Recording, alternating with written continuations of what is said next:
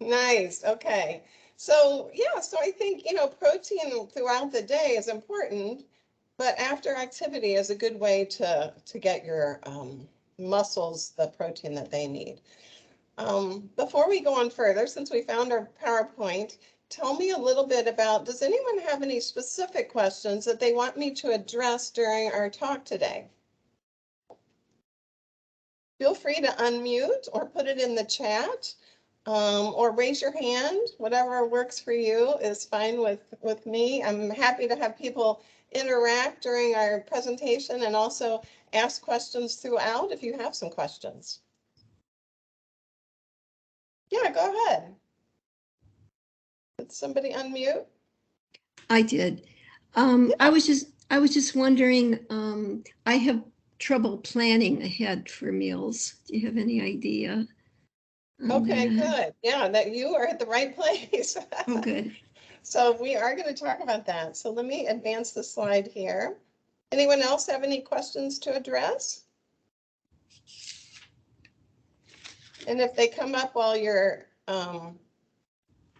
we're talking, just go ahead and unmute, like I said.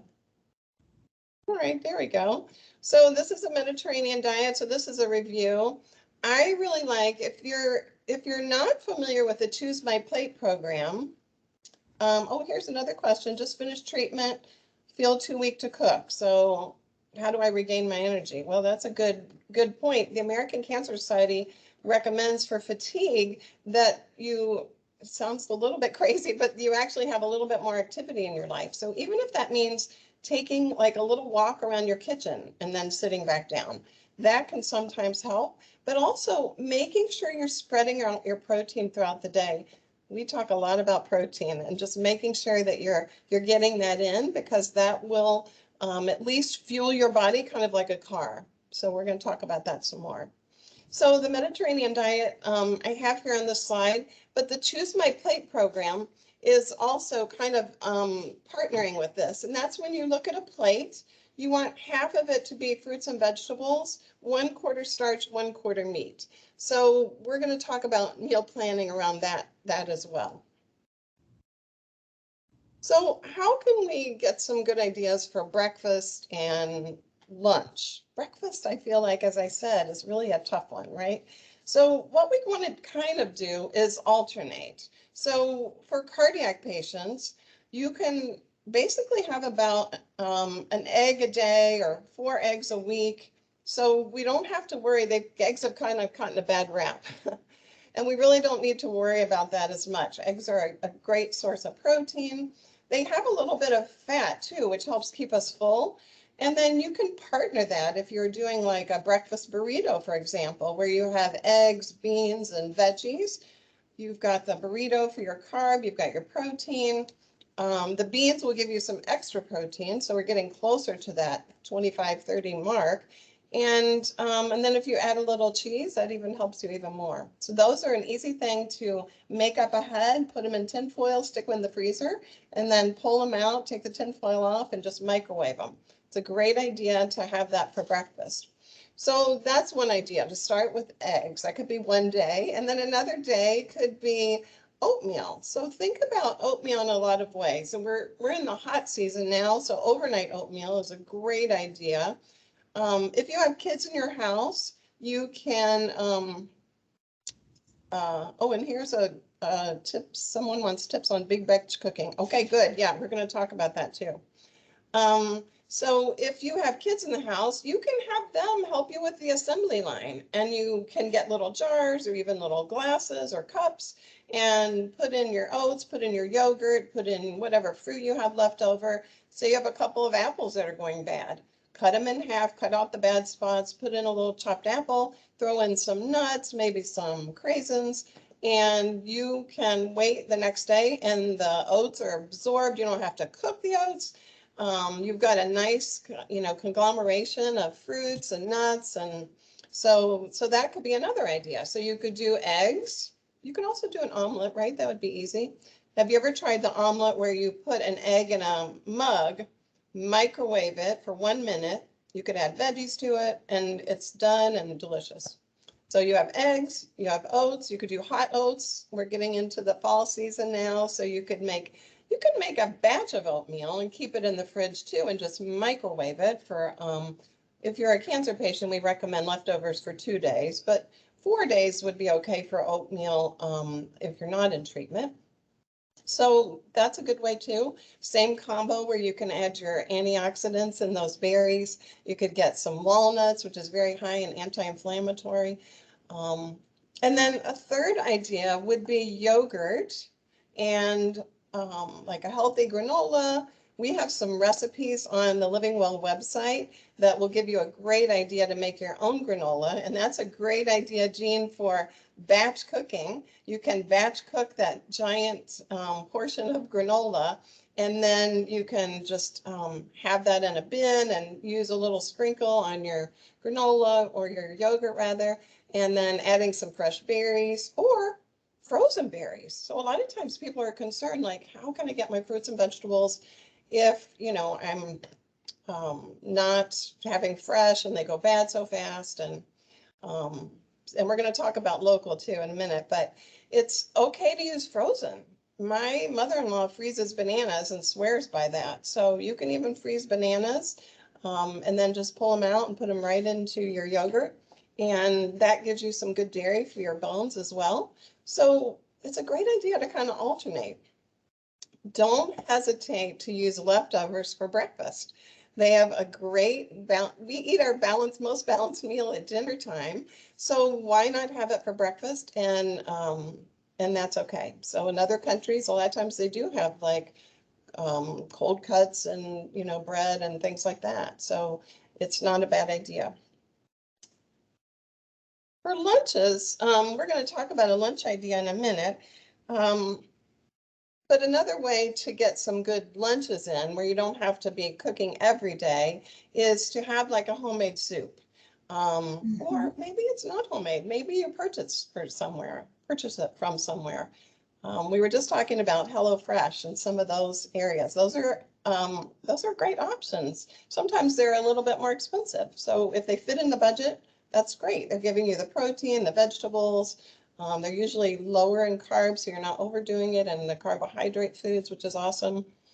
But if you are ambitious and you want to do it as a family or just do it on your own and make a big batch of soup and then freeze it in little 1 or 2 cup containers, that's another great way to just pull it out on the night that you get home. It's a treatment day. You're not in the mood to cook. You pull that out, it's ready to go, and you can microwave it and have a great dinner. So soup is a great idea. Sandwiches, easy. You could even do the breakfast burrito at lunch. I like the idea of chicken salad, and we made one today, so I'll show you at the end. Tuna salad, egg salad, those are, if you're losing weight, those are a great way to get some good protein.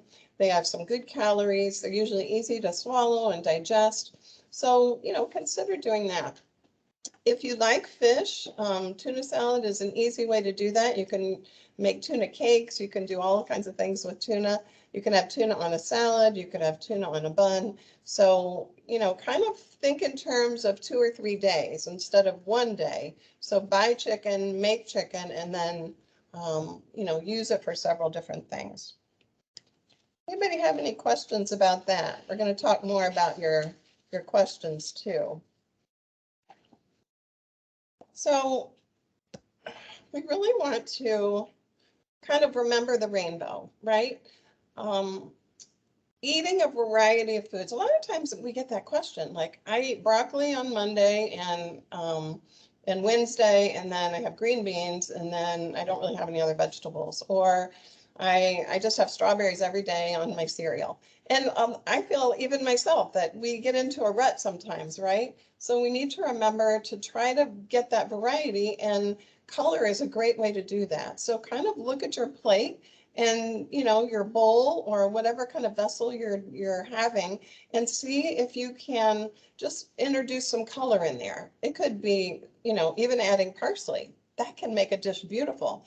And the more beautiful it is with more colors, the more appetizing it is, and the more you really want to eat it.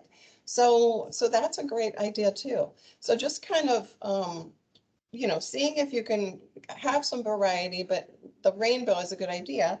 And we're going to talk a little bit more about local, but we really want to emphasize fresh, whole foods. So when we have frozen is sometimes a great option because that will give you, usually they flash freeze in the fields and they're fresh, they're nutrient dense. And so frozen is not a bad idea. But we want to try to eat local if we can. And right now we have so many farmers markets where you can get some good options and they're reasonable in cost and they might be higher in nutrients too. So kind of keep that in mind. We've talked a lot about anti-inflammatory foods. So that's part of the survivorship plan. We talk about it. It's part of the American Cancer Society recommendations to incorporate foods that help decrease risk of recurrence or decrease risk of other illness like cardiac illness or diabetes even. So what are those kinds of anti-inflammatory foods? And we do whole presentations on that, but just so you can kind of, if you haven't seen one of those, a few of the big ones are the cruciferous vegetables like broccoli and cauliflower. Adding some fresh greens or herbs like basil. And today we had some flat leaf parsley that we included. Also adding in some berries. So all of those berries are really rich in that anti-inflammatory. What about even herbs? I mean, spices. So like adding cinnamon, cooking with turmeric. Those are all part of that anti-inflammatory. And if you think about it, they're also different colors. So adding those in kind of goes with the rainbow and getting those anti-inflammatory foods in. What are some recipe books? Well, there are lots of recipe books out there. I did mention that Living Well, if you go to the nutrition culinary section, we have just gobs of recipes. There are some in the Eating Well section, the culinary comfort section, and also in the young chef section. Some of those are the kids' recipes that we did, and those are sometimes even simpler, but they are delicious. So check those out. They are full of fresh fruits and vegetables and good options. Some other online sources, if you go online, cookinglight.com or choosemyplate.org. Those are great. If you're more, if you want to really dive into your culinary skills, you could try epicurious.com. And then there are some blogs like Pinch of Yum is a good one. And if you do any YouTube videos, there are some great places online too, like Pro Home Cooks. And we also have a lot of videos from Living Well on there too. So check those out. We had Quick Bite series during COVID, and we have a lot of quick recipes on there. So that'll be a great way to check that out too. Does anybody else want to share any websites or cookbooks? I didn't really mention cookbooks, but I do like the Barefoot Contessa. Her recipes are not all low fat, low sodium, but they usually are fresh and they do incorporate some fruits and vegetables. So you just kind of have to check it out and maybe skip the sour cream if you're on a weight loss kind of regimen. The sour cream might be good if you're on a weight gain regimen. So I like some of those. Anybody else want to share any that they like? Looks like someone is typing in. I love that. And you can also unmute too. Go ahead, Jean. Looks like you have your hand up.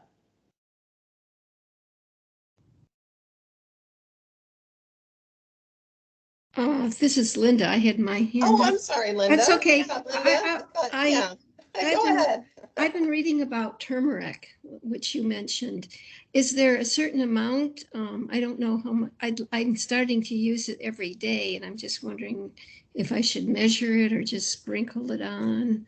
Yeah, the research doesn't really give us an exact amount.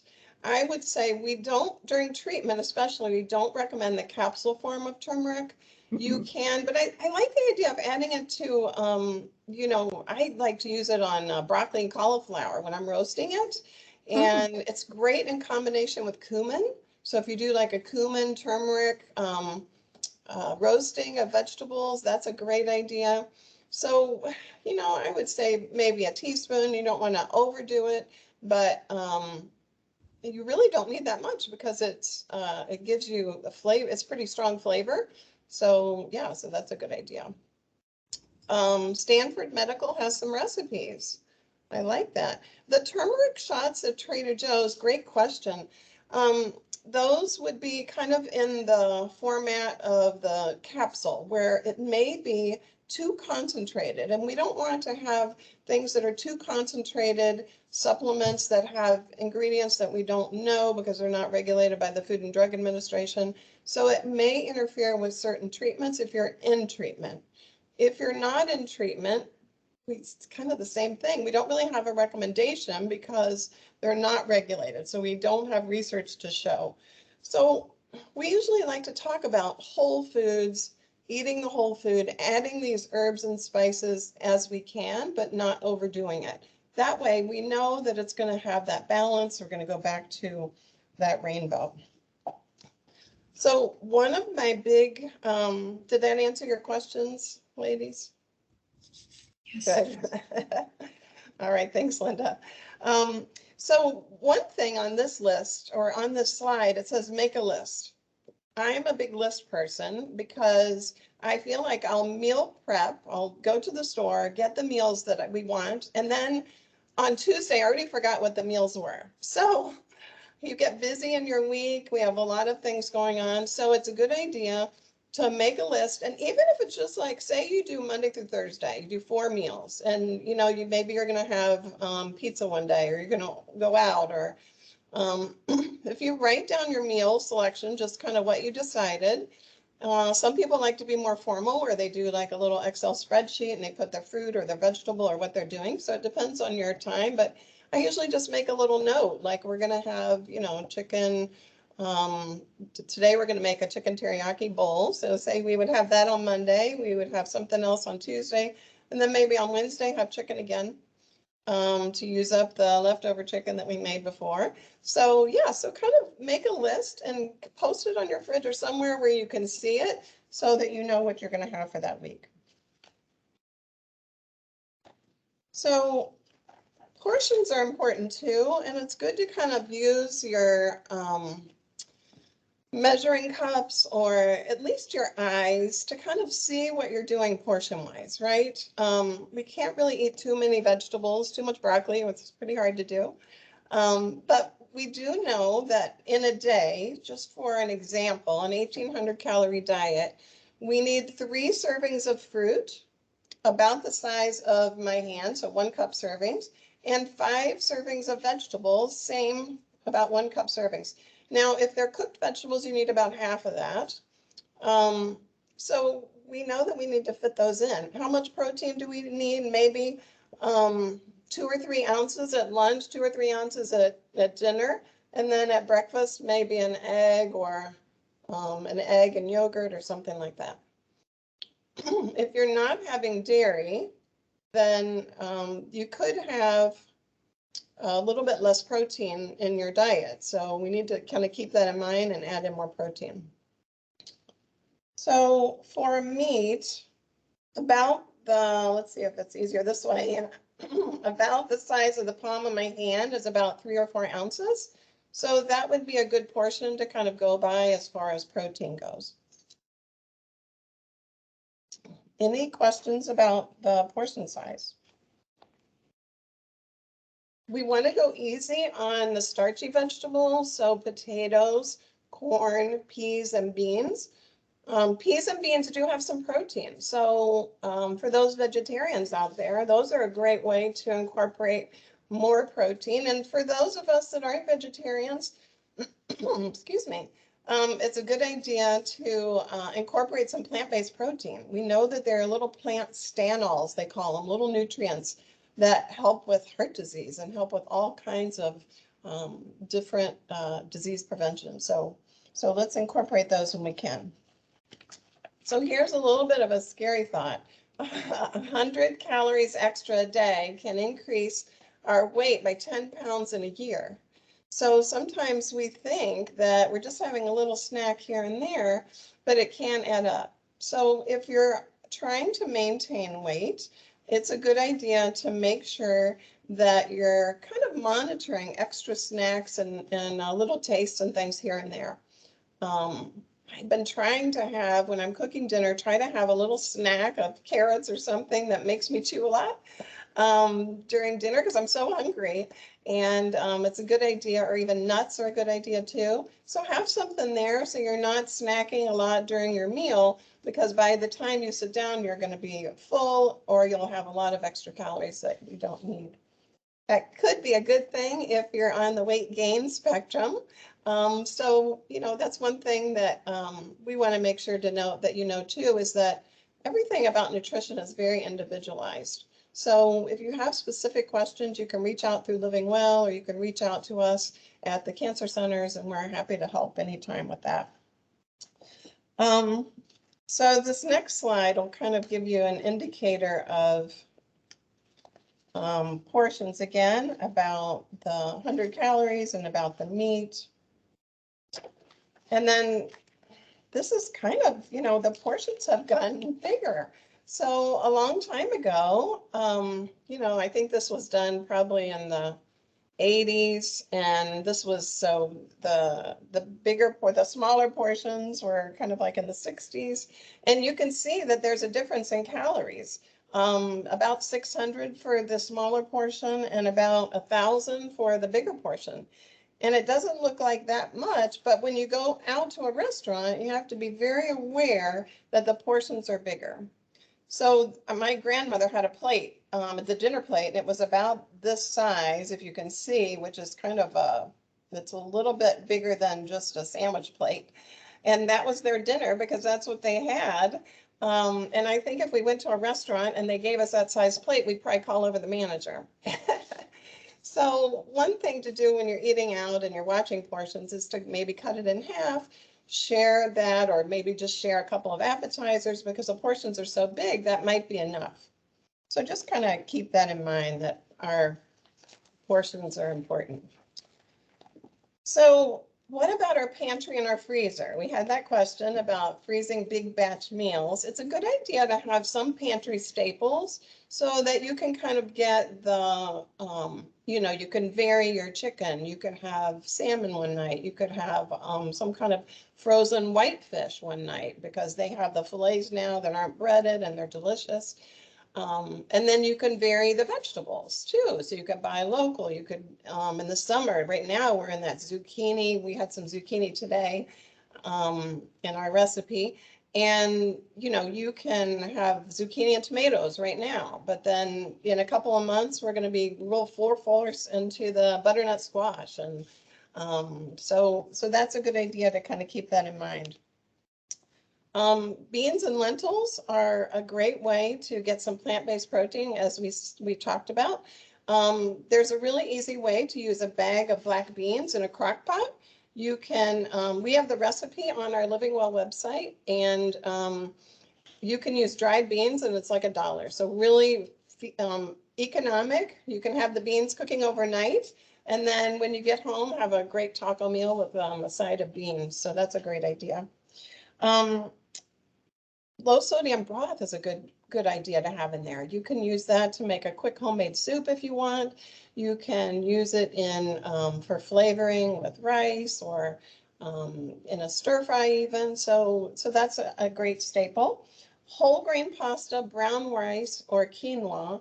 Today we used the this like Uncle Ben's packet, and it's a whole grain rice, and it has some quinoa. And the fiber in here is 4 grams. If you have 1 cup, and if you have the whole pouch, which is a little bit bigger, that's 6 grams. So if you have, the reason why we talk about fiber, I mean, it does help to prevent constipation, but it also helps keep us full. So if it takes longer to eat, like an apple or the brown rice, it stays in our bellies longer. It has less of an effect on our blood sugar, and it also keeps us full, so we're not snacking later. So the whole grains are really important. Low sodium tomatoes, olive oil, vinegar, onions, and garlic. Those are all good staples to have in your pantry. spice mixes. So sometimes if you find a favorite one that you like, that's great. You can also make your own spice mixes. One that I like to keep in my house is this herb de Provence. Let's see if I don't think you can read that okay. I know that this one came from Aldi, I think. But they have it also at Trader Joe's, and they have a pretty big jar of it for like $4.50, which is really reasonable. But it's a French combination of herbs, and it has oregano and sage, but it also has not lilac. It has another French herb, and I'll think of it in a minute. Lavender, there we go. And so that's why it makes this one a little bit different. And it's really good in eggs, but today I used it on the zucchini. It smelled delicious. So that's, I kind of like that because it's easy. You throw it on and it's got a nice variety. Frozen vegetables we talked about. Try to get them without sauce because then they're going to be a little bit healthier for you. And then fresh produce, if you can, purchase it in small batches. If you are buying a big batch of zucchini because it's on sale right now and it's delicious and fresh, you can freeze it easily. You can freeze it in two ways. You can dice it up, freeze it fresh, and then just pull it out and saute it, or you can cook it with some herbs. And today we had some leftover zucchini.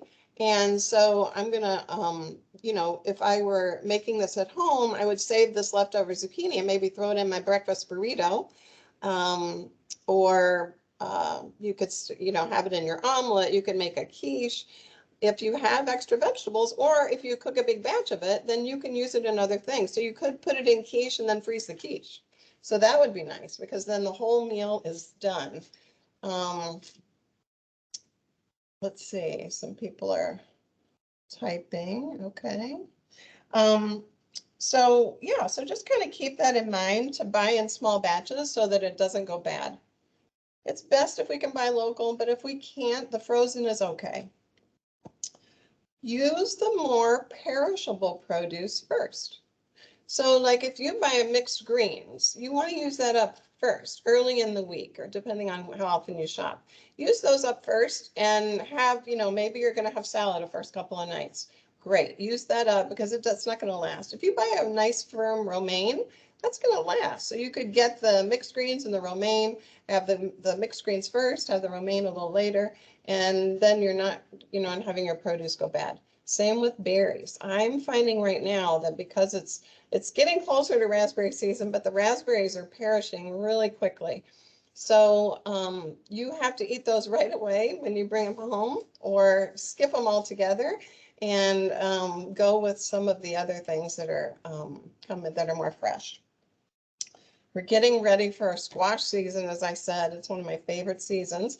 If you haven't heard of delicata squash, we'll probably be talking about that, but look for that in Trader Joe's. It's a squash that is round, well, kind of oval, I guess, and it's yellow with green stripes, and it is delicious. So we have some great delicata squash recipes on our website, but I always like to give people that tip because it's so delicious. So trying to eat local is a good idea. And then you can also add vegetables to your salads, to your soups that you've cooked ahead, like the zucchini we talked about. Say you make a soup on the first night, you don't want it all week, then freeze it, just like we mentioned earlier. So why should we eat local? Local is going to give us much higher nutrient quality than if we were getting our produce from far away. Now, some of the produce we do get from far away, but we want to kind of use those foods if we can that are local. Sometimes it takes 10 to 15 days to get from farm to table. So on this slide here, it just talks about making sure that we're getting the vegetables local. You're going to have a higher vitamin C quality, and also the B vitamins are going to be a little bit higher too if it's not in as much heat. And the lycopene in tomatoes, which is really good for prostate cancer, those are going to be lower too. So we really want to kind of focus in on having, taking full advantage of our farmers markets if we can, and just see what we can get that's local while we can do it. It's not a bad idea too, if you want to go berry picking, or we're getting close to apple picking season, pick those and freeze them. The apples will stay in your fridge for quite a while. So we did some blueberry picking. I made some jam. And then you can kind of use it throughout the year. But blueberries are pretty easy. If you want to freeze them, you can just rinse them, let them dry so that they don't all stick together. So you could either put them on a big cookie sheet and let them dry, or one with sides so they don't roll all over the place. And then you can put them in bags and use them all winter. And they're so flavorful. So you can do that with a lot of different berries. You can also do that with herbs. So if you want to make pesto, basil is beautiful right now. If you want to make pesto, you can put it in little ice cube trays, and then make sure that you're freezing that, and then you can take the ice cubes out and put them in a Ziploc bag and use your ice cube tray for something else. So those are some fun ways to use herbs. Herbs dry really well too. So if you want to dry them, you can put down a piece of parchment on a cookie sheet and lay sage out there. It's beautiful dried. It'll take a couple of days. You can dry it in a dryer if you want, but you really don't need to. So just kind of keep that in mind. So we know we're going to have some moisture loss if we wait too long and we can't get those local foods. We're going to have some nutrient loss, and we're also possibly going to have some microbial spoilage. So we really don't want that, especially during treatment. We want to make sure we're very food safe. We want to make sure the produce looks good and that it's flavorful and nutritious. So we talked a little bit about how it takes a while to get to from the farm to the table, and that's mainly because of distribution. We've got the transportation, we have it sitting on the shelves. Sometimes, not all the time, but sometimes frozen can be better than fresh. If you go to a store and it looks like everything's been sitting around for a while, I would go to the frozen section. I noticed with the supply chain recently that we've had some challenges. So I actually went to get broccoli at Jewel yesterday and they were completely out. And I went to Meijer and they were completely out of zucchini. So we have to be flexible in what we're purchasing. Is anyone else having any supply chain issues where they're not getting what they have been trying to get?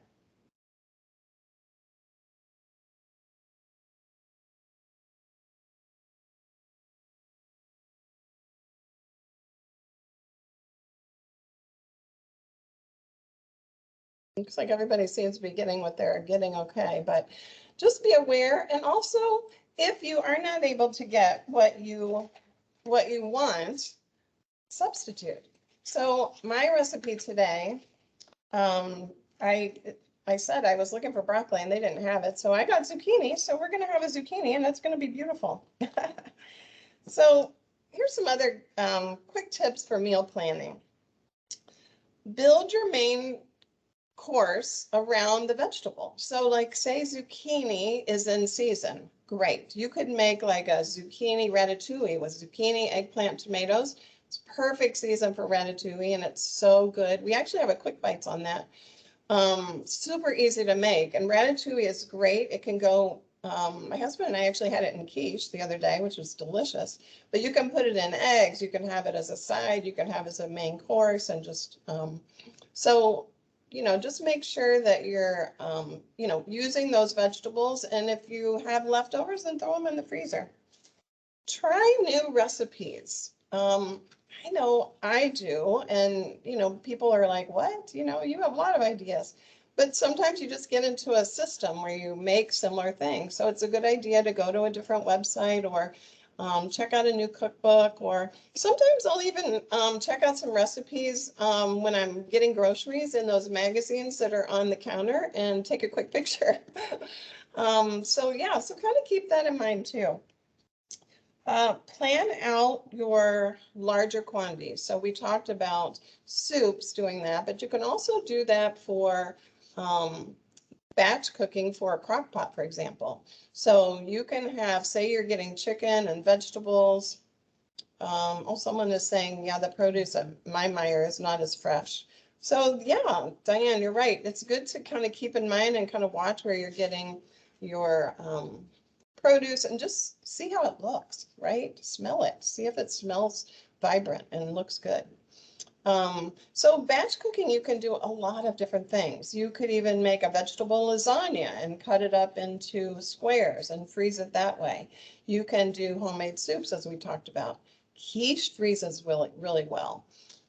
If you want, you could even do crock pot meals and freeze the ingredients. So say you have three crock pot meals that you want to do, like with chicken and vegetables or like a stew, then you can put the ingredients in a giant, I would use the freezer Ziploc bags because those are going to be stronger, easier to use. And you can freeze those. So you can, sometimes it's hard, like carrots, for example. You get a huge amount of carrots when you're buying carrots. So what are you going to do with all those carrots? So if you have like, especially if you are living on your own or you have one or two people in the home, you maybe want to get a bag of carrots and the chicken on sale and do a couple of meals where you're doing maybe chicken and dumplings. So you have the chicken and the celery and the carrots already set up. You put that in the freezer, and then when you're ready, you dump it in the crock pot and just make sure that you have that time temperature relationship to know that it would get to the temperature needed. So yeah, crock pot meals are a great idea. And anybody else chime in if they have other crock pot ideas. I know a lot of people are using the Instapot now and the air fryers. So those are great too. They can, because they're kind of a pressure cooker, they can cook things more quickly. I noticed that rice takes about the same amount of time, at least in mine. So it kind of depends on the food, but you are able to cook things overall more quickly, which is kind of nice. Any other questions on that? I have a mention here about nutritious snacks. So that's a great thing to plan ahead if you can. It really helps to have. And then when you get home, to wash all the baby carrots and put them in a container, or wash all the grapes and put them in a container so that they're ready to go for the week. You're much more likely to grab and go or grab and eat them if they're washed and ready to go or chopped up. So if you can do that for even just a few snacks, that's great. Okay, there are lots of containers that you can use for meal prep. Here's some examples. I really like the ball jar idea because you can reuse those. They're easy to put in the dishwasher. They're nice and sturdy. So that's a good idea if you're, you can do that for lunches where you have 3 or 4 of those and you just put your lettuce in, you put your carrots in, you keep your salad dressing on the side. You can add chicken or chickpeas or black beans or anything, depending on what kind of salad you want for that week. And then it's kind of ready to go. It's kind of like a surprise when you go in the fridge and you don't have to make it. So, so kind of do that as a favor to yourself. So I like all of these containers though. I feel like they all have some good ideas. I like the one, if you can see the one on the top right, where it's got those beautiful colors, right? It's got that nice rainbow, and you're getting those good vegetables and looks like some chickpeas and maybe some whole grain pasta. And so what a great idea, getting that all together. Okay, and then talks a little bit about seasonings, and we did talk about the herb de Provence and some other spices, but kind of make sure that you have black pepper on hand. Seems like kind of an easy thing to do, but a lot of people don't remember to season it, and you want to usually season it when you first are starting to saute. So when you have the zucchini in the pan, you heat up the oil, throw in the zucchini. That's when you want to use your pepper. And, you know, I really am a big fan of cumin too. I feel like it's got a lot of flavor. So adding that in a little bit, you may need to add a little bit more at the end, but it's good to get that flavor kind of throughout. Same with fresh garlic if you can. There are different ways to keep garlic. So if you want to use the other kind, you can do that where it's in the jar. Onion, lemon or lime juice. So we use lemon today, and I'll tell you about that in a minute. Experiment with fresh or dried herbs. If you can grow your fresh herbs during the summer at least, or even throughout the fall or whenever, it really makes it easier to use and a lot less expensive because sometimes they do really add up. So it's easy to take those little plants, even the ones at Meyer, put them in a bigger pot. A lot of people think this is how big a basil plant is, but if you put it in a bigger pot, the basil will get to be 3 or 4 feet tall. So then you have enough basil for pesto or whatever you want to use. Olive oils. Some people like hot sauce. That really helps if you're having taste changes too, to have barbecue sauce or cocktail sauce or some of those things that have a little bit of a vinegar base. So any questions so far? You guys have been very patient and we are about to talk about our recipes, but I wanted to see if you have any questions first. This is a slide about roasted vegetables, and then we'll talk about our recipes. So, oh, I like that. What is a good serving size for olive oil in cooking? So, I would usually start with about a teaspoon. Now, that seems like a really small amount, but sometimes, especially in like today, we had this non-stick pan. So we really didn't need that much olive oil in there. It really, you really don't need it. So I would say start with a teaspoon. Certain things are going to need a little bit more. Eggplant, for example, really absorbs the olive oil. And same with cauliflower. If you're roasting cauliflower, you really need to add just a little bit more than than 1 or 2 teaspoons. So you might need a tablespoon or 2 for that. I do love to talk about roasting vegetables because they're so delicious. And you can cut up basically any vegetable. Some of the experts say you really should have one vegetable on a tray and cook them at different levels. But I think if you look at them pretty carefully, I usually just combine them. It's easier for me and they still usually end up turning out great. You have to be a little bit careful, but like carrots, zucchini, onions, those are all pretty basic. Eggplant's a little bit different, needs a little bit longer, but you basically, if you don't know how to do it, you just cut them up into like 1-inch pieces. And then you put them in a bowl, do a little bit of olive oil, so a little more for the vegetables I mentioned. And then you kind of mix them up with your hands. This is when I would add the turmeric or the cumin or even the herb de Provence. I love rosemary and roasting too. You can put just a big sprig in the pan for roasting and it gives so much flavor and your whole house smells amazing. So keep that in mind because roasted vegetables you can use in everything. You can use them in pasta. They're great in lasagna. Like I said, my husband and I just used like ratatouille that had roasted vegetables. We threw it right in the quiche. We didn't want it to go bad, and we kind of had it for a couple of nights. So then it was a completely different meal, adding it into the quiche.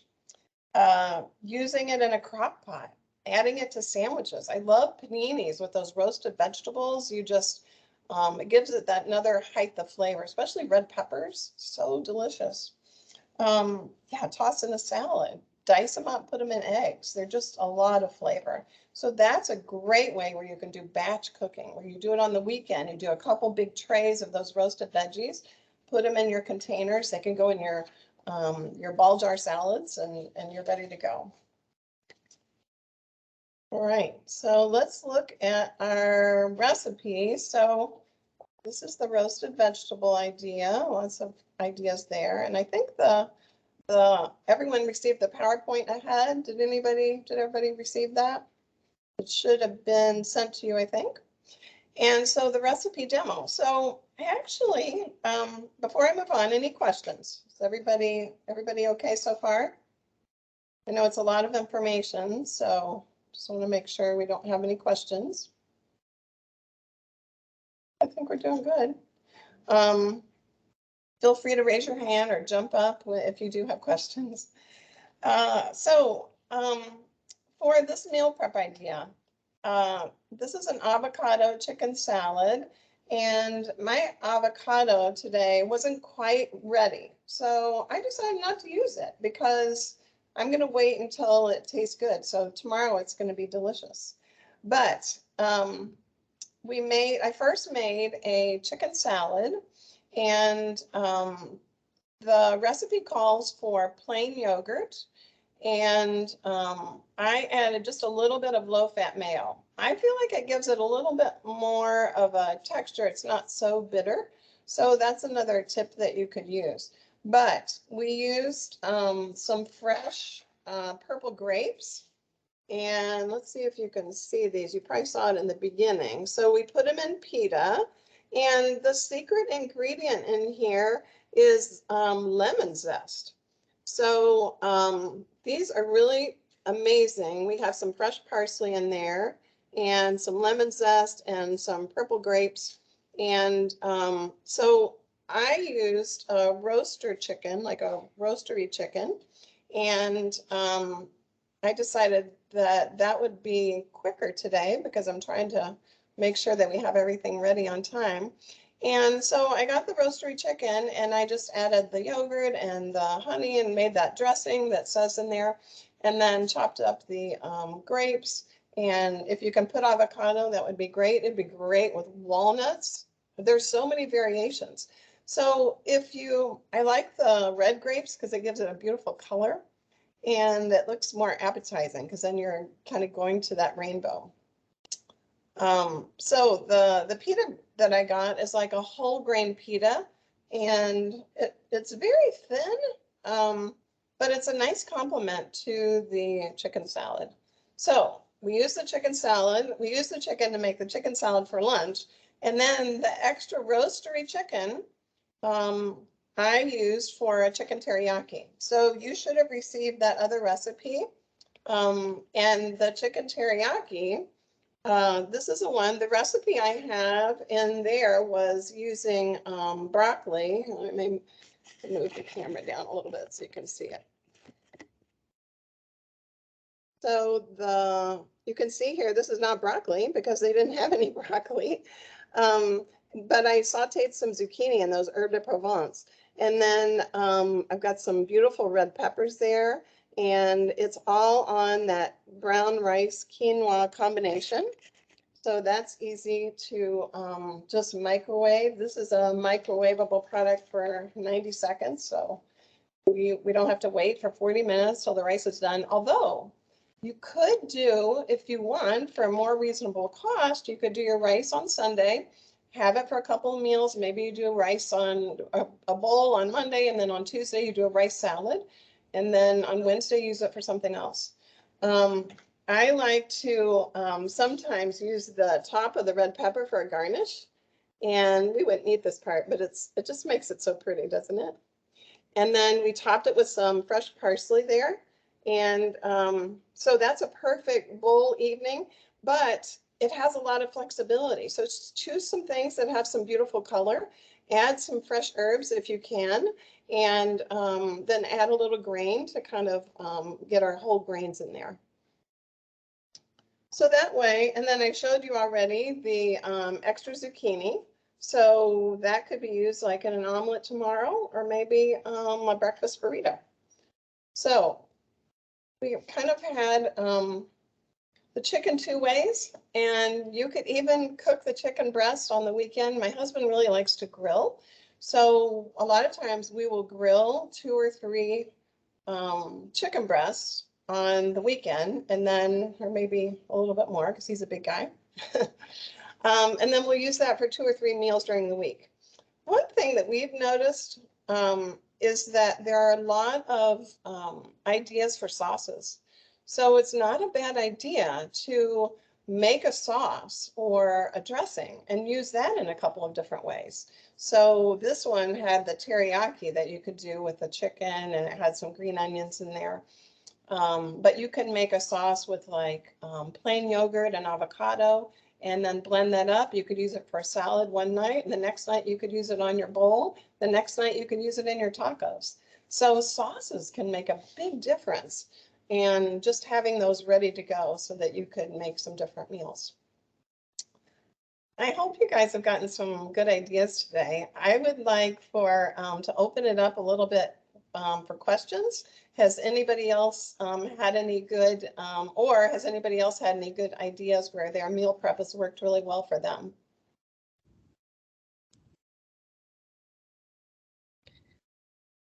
Go ahead and jump in anytime. I Hi, make, this is Jeannie. Oh, sorry. Yeah, go ahead. This is Jeannie. I just wanted to say thanks so much for this class today. I too second the crock pot. I have an Instapot and air fryer, but I just think sometimes there's nothing better than the smell of the crock pot, and it's just so easy. But I do that with beans, and I think it makes it really easy. And then another thing is just to soak them. Sometimes, the night before I think helps. Mhm. I'll do that. Um, I did want to say when they talk about the portion size, I always have a hard time wrapping my mind around like it just seems like so much, right? Like the vegetables and the fruit. So I struggle to get that in for sure. That's my weakness. Yeah, you're not alone. I love those ideas. I love the crock pot idea. And I do feel like it does, I feel kind of like it's someone making dinner for me when I do a crock pot, right? Like you put it in the morning and you come home and it's like, oh, dinner's ready. It's so exciting. But as far as fruits and vegetables, you're not alone. So a lot of times what I would suggest is trying to sneak them in when you can and have a goal once a week. For example, say, okay, this week I'm going to try for fruit at breakfast and try to sneak them in where you don't usually. So this week I'm going to try to get fruit in at breakfast. And next week I'm going to try to incorporate a vegetable at lunch. It doesn't have to be crazy exciting. You don't have to spend time roasting. You can have baby carrots or, throw lettuce on your sandwich. So try to go slow and steady, but try to have a new goal, say every week or every month, so that you start incorporating them. You will find that if you start incorporating them more and more, that it will kind of keep you full and you won't need as big of a portion for the protein part or the starch part. But everybody has a pizza night, so don't kill yourself if you're not getting to where you want the first week. It's a process, so slow and steady.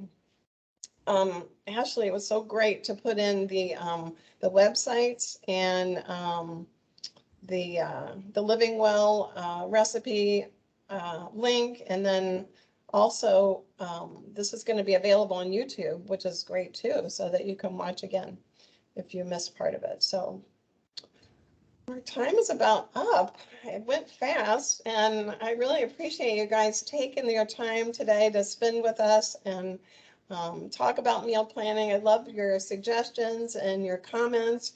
We always are so appreciative when you come to the classes. So, and we like seeing your little circle or your little face there. So hopefully we'll